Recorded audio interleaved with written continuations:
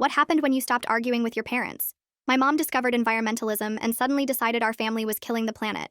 First, she just had us use reusable bags, but then she spiraled into monitoring everyone's carbon footprint and water usage.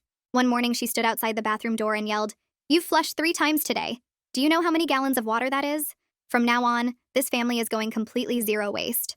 My dad tried to suggest moderation because my mom was always jumping full throttle into new obsessions, but mom was already pulling out a color-coded chart of new household rules.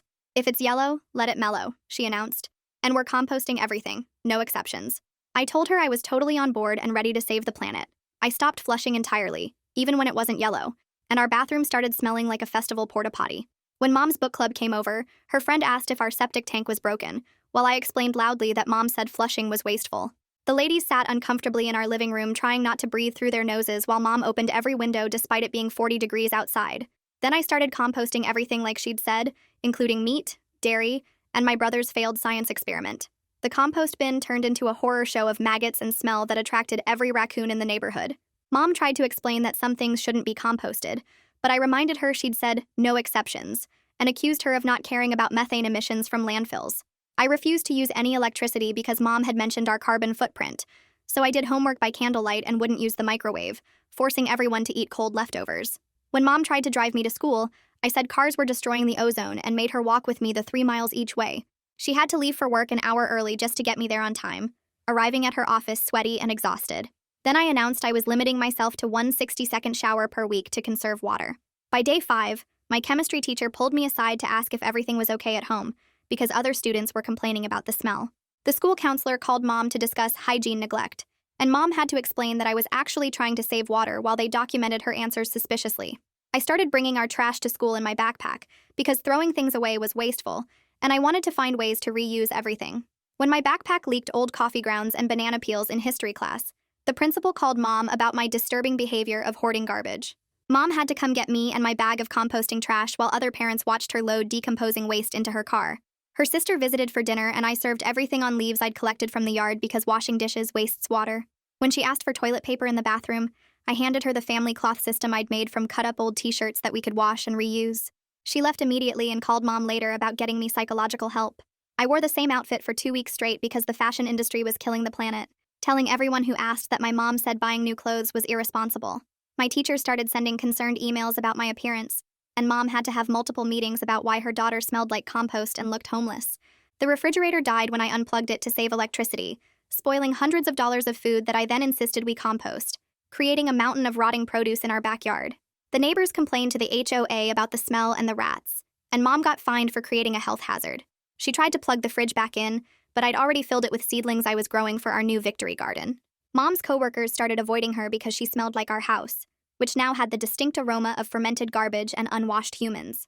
Her boss suggested she work from home until she resolved whatever was happening, and I overheard her crying to Dad that her career was falling apart because of the zero-waste lifestyle. She finally snapped when I announced I'd signed us up to host her company's quarterly meeting at our house to show everyone how an eco-friendly family lived. "Cancel it," she begged, but I explained that I'd already sent emails from her account about our composting toilet system I was installing and the graywater recycling demonstration I'd planned. Her face went pale as I continued. "Oh, and your mom's coming to stay next week, right? I already told her about our new lifestyle and she's excited to try the family cloth and outdoor shower system I'm building. She said she's bringing her church friends to see how we're saving the planet." Mom grabbed her phone and started typing frantically, but I added, "Too late to cancel. I already confirmed everyone this morning and told them you'd be devastated if they didn't come support your environmental journey."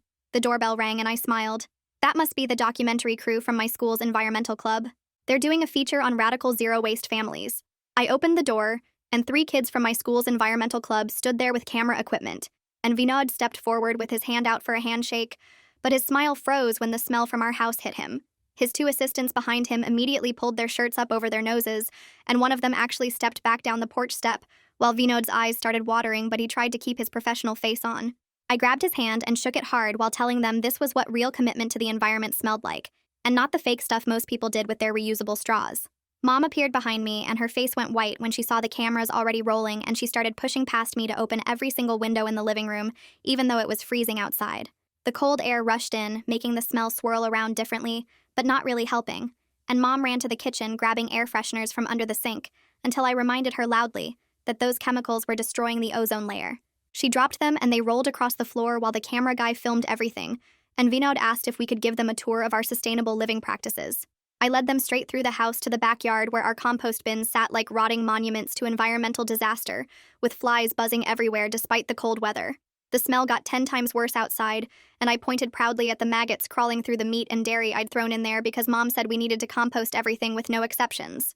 Fresh raccoon tracks circled the bins in the mud, and one fat raccoon actually sat on our fence watching us like he owned the place and was just waiting for us to go back inside. Vinod asked if this was normal for composting, and I told him Mom always said nature needed to reclaim everything we took from it, so the raccoons were just part of the cycle. The camera guy zoomed in on the maggots while his assistant kept gagging behind her shirt, and Mom stood there frozen like she didn't know whether to defend this mess or admit it was wrong. I positioned myself in front of the main camera and started talking about how Mom was a visionary, who taught me that every toilet flush was basically murdering fish in the ocean, and that showering more than once a week was selfish. Mom's mouth opened and closed like a fish herself, while I explained how she inspired me to save water by only taking 60-second showers every 7 days, which was why I smelled a little different from other kids. The crew kept exchanging looks, and the assistant whispered something to Vinod, who nodded but kept filming while Mom's hands started shaking. Right then, Dad's car pulled into the driveway and he got out looking confused at all the camera equipment until he saw Mom's panicked face and tried to lighten things up. He said at least we were saving money on the water bill, but nobody laughed and the silence stretched. So long you could hear the flies buzzing around the compost bins. Mom shot him this desperate look like she was drowning, and he mumbled something about needing to find something in the garage and basically ran away from the cameras. My phone started ringing on speaker because I always kept it on speaker to save battery, and the school counselor's voice filled the backyard saying she needed to schedule an urgent meeting about hygiene concerns raised by multiple teachers. Mom lunged for my phone, but I held it up high and let the whole message play while explaining to the camera that some people just didn't understand what real environmental commitment looked like. Catherine Bridges' voice kept going about how this was becoming a serious issue affecting my education and the learning environment for other students while Mom tried to grab the phone from my hands. Vinod asked if we wanted to pause filming, but I said no way, because transparency was important for environmental activists, and Mom looked like she might cry. I turned back to the camera and mentioned that Grandma Yvonne was coming tomorrow, and she was bringing her whole church group to see our eco-friendly lifestyle that Mom had been posting about on social media. Mom went completely pale and pulled out her phone typing frantically while I described the tour I'd planned, including our family cloth toilet paper system made from old t-shirts that we washed and reused. The cameraman actually stopped filming and asked if I was serious about the toilet paper thing, and I showed him the basket of cloth squares in our bathroom while his assistant made retching sounds. The doorbell rang again, and we all went to the front, where an HOA representative stood holding a bright orange notice, and the second he got close to our porch, his whole face changed. He backed up quickly, saying the smell was even worse than the complaints described, and started taking photos of our front yard where some garbage bags had been torn open by raccoons in the night. Mom tried to explain that we were working on the situation, but he was already writing on his clipboard about a $500 fine for health code violations and creating a public nuisance. While everyone was distracted at the front door, Mom snuck to her laptop in the kitchen trying to cancel her company's quarterly meeting, but when she logged into her email, her phone started going crazy with notifications. I'd already sent confirmation emails from her account to all 40 people about the eco-friendly house tour and sustainable lunch I'd be preparing from our compost vegetables, and everyone was responding with excitement about learning our zero-waste secrets. Her hands shook as she read message after message from coworkers saying they couldn't wait to see how we lived, and some were even bringing their kids to learn about saving the planet. Right then, her phone rang and her boss's voice boomed through the speaker yelling about formal complaints from her entire department about body odor affecting the workplace. He said HR was now involved and there would be a mandatory meeting tomorrow morning to discuss whether she was creating a hostile work environment with her hygiene issues.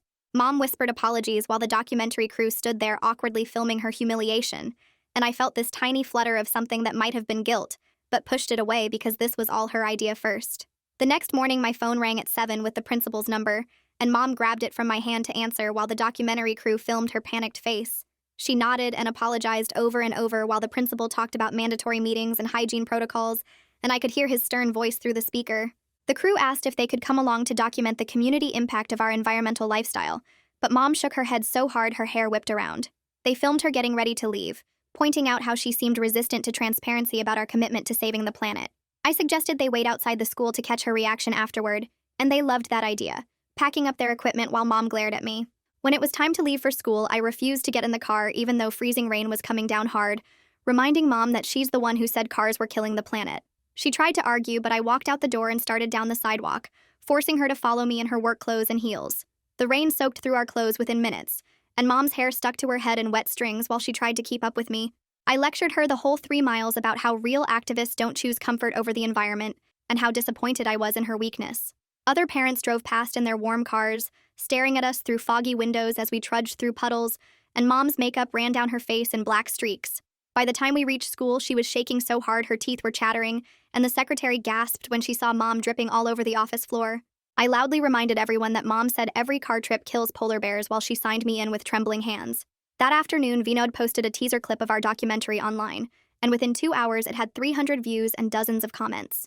Our neighbors started posting about the smell coming from our yard, and someone uploaded a photo of raccoons dragging garbage bags across our lawn at midnight. Kids from the school found it and started sharing it with crying, laughing emojis and comments about how I probably smelled worse than the raccoons. I watched the view count climb past 500 and felt excited until I saw someone had screenshotted it and posted it on the school's unofficial Instagram with the caption, "When your parents take recycling too seriously." Dad came home that night with a printed list titled Reasonable Green Living that suggested normal things like taking shorter showers instead of no showers and composting vegetables instead of meat. I took it from him and typed it up bigger on the computer, adding Mom's signature at the bottom and putting check marks next to all her original extreme rules. I printed it poster size at the library and hung it on the fridge with hypocrite written across the top in red marker. When Mom tried to take a shower that night, I stood outside with a stopwatch timing her and banging on the door after 30 seconds yelling that she was wasting water. She came out with shampoo still in her hair, and I followed her around reading her own rules about water conservation, while soap dripped down her neck. The next day, an email arrived from Mom's HR department with formal warning, workplace environment concerns, in the subject line, and Mom's hands shook as she opened it on her laptop. The email detailed 17 separate complaints from coworkers about hygiene and body odor, creating a hostile work environment.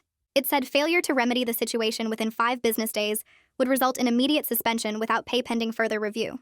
Mom's tears dropped onto the keyboard, while Dad read over her shoulder and put his hand on her back, and I heard him whisper that maybe they needed to take control of the situation.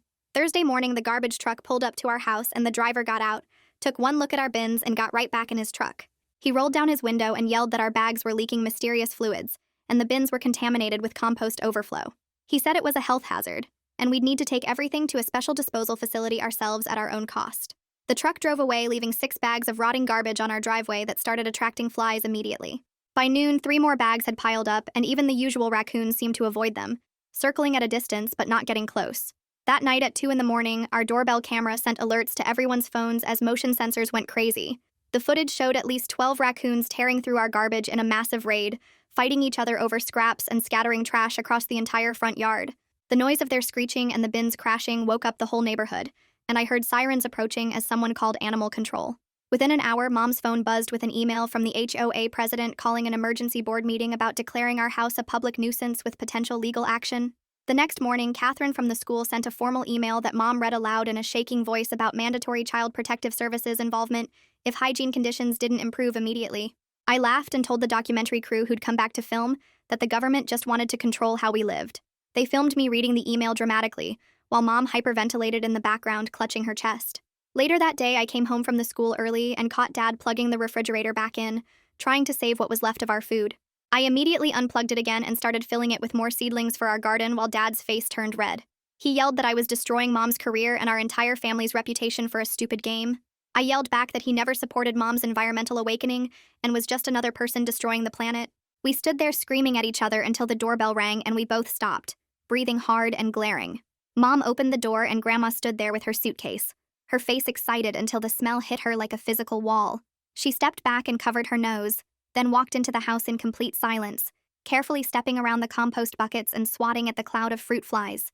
She looked at the garbage bags visible through the window, and the seedlings growing in the unplugged fridge, and the giant poster calling Mom a hypocrite. She turned to Mom and whispered what happened to her beautiful home while tears rolled down Mom's cheeks. Grandma pulled out her phone and started dialing her church group while muttering about canceling their visit tomorrow. I snatched the phone from her hands and heard Mrs. Henderson on the other end asking if everything was okay. I told her Grandma was just being modest about our amazing environmental breakthrough, and that they absolutely had to come see how modern families were saving the planet. Mrs. Henderson got excited and said she'd bring her whole prayer circle to learn about sustainable living. Grandma stared at me like I was a complete stranger while I confirmed the tour for tomorrow at 2 o'clock. The documentary crew came back into the living room with a stack of papers, and Vinod explained these were release forms for the footage they'd already shot today.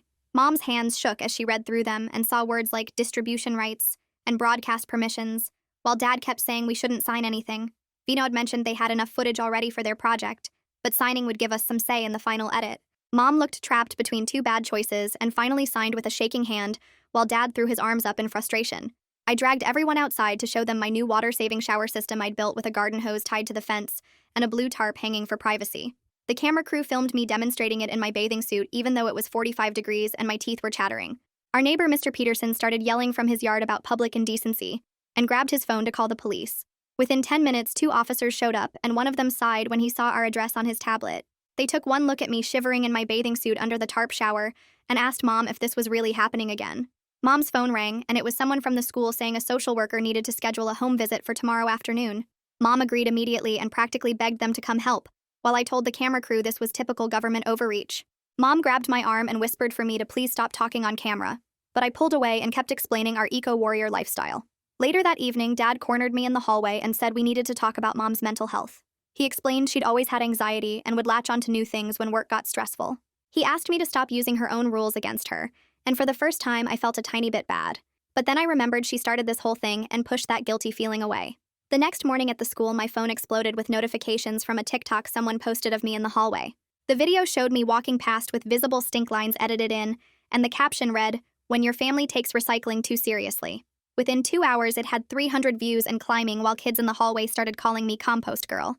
They held their noses when I walked by and made gagging sounds behind my back. My best friend Sarah pulled me aside at lunch and suggested maybe I should start showering again before this got worse. I told her she didn't understand the environmental crisis we were facing, but she just shook her head and walked away. When I got home, I found Mom hunched over her laptop trying to type an email canceling her company meeting. I'd already sent replies from her account that morning saying she was too modest about her achievements, and the tour was definitely still happening. Her inbox pinged with excited responses from coworkers saying they couldn't wait to bring their families to see our sustainable living example. Mom put her head down on the kitchen table, and I heard her crying softly into her arms. The school called again, saying they'd scheduled an in-person meeting for tomorrow morning about my hygiene situation. Mom specifically told them no cameras or recording devices would be allowed at that meeting. I complained to Vinod and his crew that she was being a hypocrite about transparency and openness. Vinod shifted uncomfortably and suggested that maybe some boundaries were actually healthy for families. His assistant nodded, and they started packing up their equipment like they wanted to leave. Mom's laptop dinged with another email, and her face went white as she read it out loud. The HOA was scheduling an emergency hearing in 3 days, where we'd need to present a remediation plan or face legal action. Dad immediately started Googling lawyers on his phone while Mom rocked back and forth on the couch. The stress in our house felt so thick you could almost touch it, and nobody was talking to each other. The next day, Dad came home with a rental truck and unloaded a small shed in our backyard. He started setting up proper recycling bins with clear labels and city-approved composting containers that actually had lids. I accused him of betraying everything Mom had taught us about zero waste and called him part of the problem. He didn't even look at me and just kept working with his jaw clenched so tight I could see the muscles moving. Grandma came inside later and started making lunch with the last few clean dishes we had left while I grabbed more leaves from the yard to use as plates. She looked at the pile of wet maple leaves I dumped on the counter and shook her head hard. "Absolutely not," she said, and pulled out paper plates from her purse instead. I tried to grab them, but she held them up high and told me paper was killing trees. She ignored me completely and started serving sandwiches on the disposable plates, while I stood there watching her destroy the planet. After lunch, I went to the school, and when I got back, I heard Grandma on the phone with Mom's sister talking about how Mom needed professional help immediately. She was saying something about intervention and therapy, and how the whole family was falling apart. Mom was standing in the hallway listening, and I saw tears rolling down her face before she went to her room and closed the door. That night, the documentary crew came back to film us eating dinner, and I decided this was the perfect time to make my point. When Mom tried to serve food on regular plates, I stood up and told everyone she was a hypocrite for wanting to abandon her principles just because things got hard. Mom's face crumbled right there in front of the camera, and she walked out of the room without saying anything. Grandma told me I was being cruel, but I just kept eating while the crew filmed the whole uncomfortable silence that followed. Nobody talked for the rest of dinner, and you could hear every fork scraping against plates. After they stopped filming, Vinod pulled us aside and said the footage had shifted from environmental activism to family crisis, and asked if we wanted to continue. Mom immediately said no, but I said yes at the same time, and he looked between us uncomfortably. He explained that my consent as a minor didn't override parental objection, and they'd need Mom's permission to use any of the footage. The power dynamic suddenly shifted, and I realized I was losing control of the whole situation. Mom told them to delete everything, and Vinod said they'd think about it but packed up their equipment and left. Later that night, I'd left the kitchen window open for ventilation, because Mom always complained about the smell, and a huge raccoon squeezed through the gap. It went absolutely crazy in our kitchen, and knocked over all the compost bins Dad had just organized. Rotting food scattered everywhere across the floor, and the raccoon was hissing and snarling at us with foam around its mouth. Dad grabbed a broom and chased it around the kitchen while Mom stood in the doorway sobbing, and I realized the raccoon looked sick or diseased. It finally scrambled back out the window, leaving a disaster zone behind, and we spent 3 hours cleaning up the destruction. The next morning, a bright red notice from the city health department appeared on our door, and my stomach dropped when I read it. They were scheduling a mandatory inspection for tomorrow afternoon, and the violation list was long. It included pest infestation, improper waste disposal, and potential biohazard conditions, with a whole paragraph about public health risks. Even I felt nervous seeing the official seal and the mention of possible condemnation if we didn't pass the inspection. Mom found me in the kitchen and actually got down on her knees in front of me, begging me to cancel the church group tour and her company meeting. She had tears streaming down her face and her hands were shaking as she grabbed mine. I started to say no, but then I saw Dad and Grandma watching from the doorway with such disappointment on their faces that I hesitated. Still, I pulled my hands away and reminded her these were her rules first, and she's the one who started all this. Dad stepped forward and his voice was harder than I'd ever heard it when he announced I had 2 choices. Either I start following basic hygiene and help fix this mess immediately, or he's sending me to stay with Grandma whether she agrees or not. Grandma crossed her arms and said she won't take me until I've showered for a full week straight, and the smell is completely gone from my clothes and body. I looked between all 3 of them and realized they were united against me now, and there was no way to play them against each other anymore. The next morning at the school, I had to go to the meeting with the counselor and principal that Mom had tried to cancel.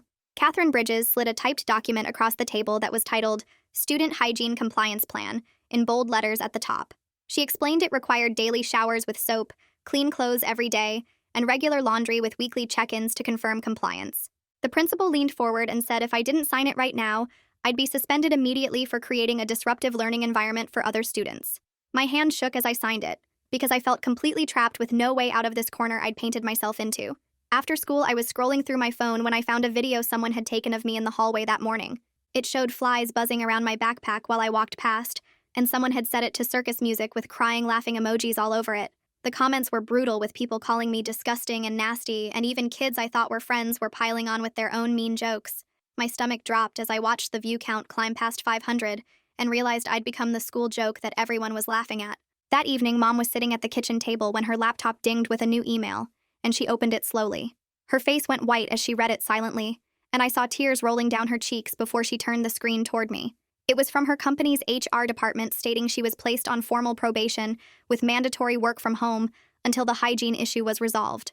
The email said multiple coworkers had filed complaints, and her presence in the office was disrupting the work environment. I finally understood that I'd actually destroyed something real in her life, and the guilt hit me like a physical punch to the stomach. The next morning, Dad woke me up at 6, and his voice was different, harder than I'd ever heard it. He stood in my doorway and told me the fridge gets plugged in right now. All garbage goes in proper bins and everyone showers today before the health inspection. I started to open my mouth to argue about the environment, but he cut me off with this look that actually made me stop talking. He dragged me outside to help move the disgusting compost bins to the curb for emergency pickup, and the smell was so bad even I was gagging. The bins were covered in this thick slime from all the rotting meat and dairy I'd thrown in there, and when I tried to grab one side, my foot slipped on the wet mess. I went down hard and twisted my ankle badly, crying out in real pain as the bins tipped over and covered me in maggots and rotting garbage. Dad and Mom both rushed over and pulled me out of the pile while I sobbed from both the pain shooting through my ankle and the total humiliation of being covered in decomposing food waste. Mom drove us to urgent care while I sat in the back seat on towels, still picking maggots out of my hair and trying not to throw up from the smell of myself. The doctor examined my swollen ankle and then noticed all these red rashes on my arms and legs from the bacteria in the compost. She gave us this whole lecture about basic sanitation while treating me, asking if our home had running water and proper facilities like she thought we were living in some third world situation. Mom held my hand the whole time, even though I'd basically ruined her entire life, and I felt so ashamed I couldn't even look at her. On the car ride home, Mom reached over from the driver's seat and squeezed my hand gently without saying anything at all. I squeezed back and my throat got all tight with tears. I was trying not to cry, and we just rode in silence that felt less angry and more just completely exhausted. Dad watched us in the rearview mirror, and I saw something in his face that looked like maybe we could fix this somehow. My phone buzzed with a text from Vinod saying their footage had turned into something way darker than they intended, and warning it might end up on local news as a cautionary tale instead of an environmental piece. The idea that everyone in town would see our family's total breakdown on TV made me feel physically sick, and I finally whispered to Mom that I was sorry. She didn't say anything, but squeezed my hand again, and we spent the next 3 hours before the health inspection cleaning everything we possibly could. Dad hauled load after load of trash to the proper disposal facility, while Mom and I scrubbed every surface with actual cleaning products that probably killed a million germs. Grandma opened every single window and lit candles everywhere, trying to get rid of the smell, and for the first time in weeks, we all worked together without fighting. The health inspector showed up right at 2 o'clock with his clipboard and started walking through, taking notes and photos of everything. We all held our breath while he checked the kitchen, bathrooms, and backyard, writing stuff down without any expression on his face. He finally gave us a conditional pass with this huge list of requirements, including professional pest control within 48 hours, proper waste management systems, and weekly follow-up inspections for the next month. We weren't condemned, but he made it clear we were on super thin ice, and one more violation would mean serious consequences. Later that day, Mom went to her rescheduled company meeting at a restaurant downtown, where her boss put her on a performance improvement plan, but at least didn't fire her. She had to agree to work from home for another whole month and attend counseling through the Employee Assistance Program, which was basically admitting she had problems. She texted Dad that she still had her job, and when he read it, he actually teared up with relief right there in the kitchen. The next morning, Grandma's church friends showed up for their visit that Mom managed to keep to just the front porch and backyard by explaining we were renovating inside. They seemed confused but stayed polite and left after maybe 20 minutes with these careful smiles that showed they knew something was weird. Grandma hugged Mom after they left and told her she was proud of her for setting boundaries, which was the first nice thing anyone had said to Mom in weeks. That afternoon, I had to go back to the school and officially sign the hygiene plan in front of Catherine Bridges and the principal. The document required daily showers with soap, clean clothes every single day, and Mom driving me to the school in bad weather instead of walking. Catherine said she was pleased to see our family working together to solve this problem, and I realized it was the first time in weeks any adult had said something positive about us at all. 2 days later, Vinod showed up at our door with release forms and his camera guy, both wearing masks this time, which made me feel worse than any insult could have. Mom sat us all down at the kitchen table that still had faint stains from the compost disaster, while Vinod explained they'd already edited most of the footage, but wanted one final interview to wrap things up. He pushed the papers across the table, and I saw terms like liability waiver and image rights that made my stomach drop because this was really happening and everyone would see what we'd become. Mom asked about having our faces blurred, and Vinod nodded, saying they could do that plus change our names if we signed today. Otherwise, they'd use what they already had with no changes at all. Dad grabbed the pen first and signed, then Mom, then me with shaking hands, while Vinod promised they'd frame it as a cautionary tale about taking things too far, rather than just making fun of us, which wasn't much comfort, but was better than nothing. After they left, Mom pulled out a fresh notebook and said we needed to make real changes that actually worked for everyone, not just her anxiety or my rebellion. Dad suggested starting with basics like getting a proper compost bin that followed city guidelines, and Mom actually smiled for the first time in weeks. I added that maybe we could get those water-saving shower heads that still let you get clean, and Mom wrote it down without arguing. We spent 2 hours making lists of reasonable changes like using the dishwasher on eco mode instead of leaves from the yard, keeping the fridge plugged in but set to energy-saving temperature, and limiting new environmental projects to 1 per month maximum. Everyone signed the paper and Dad taped it to the fridge where Mom's old extreme rules used to hang, and it felt like we were actually a family making decisions together instead of fighting all the time. The pest control guy came that week and spent 3 days dealing with the raccoon damage and rat problem while we scrubbed every surface with real cleaning products until the house finally stopped smelling like death. Mom went to her first therapy appointment through work and came back quiet but said it was helping her understand why she got so obsessed with things when she felt out of control. The HOA inspector came by and agreed to a payment plan for the fines since we were clearly making progress and had documentation from the health department showing compliance. Kids at the school had mostly moved on to gossiping about some senior who got caught cheating on the SATs, though I still got called compost girl sometimes in the hallway. So yeah, I definitely went way too far with the whole thing, and Mom and I still don't totally trust each other yet. But at least I can flush without getting lectured about polar bears, and Mom learned that maybe going full extreme on everything isn't the answer.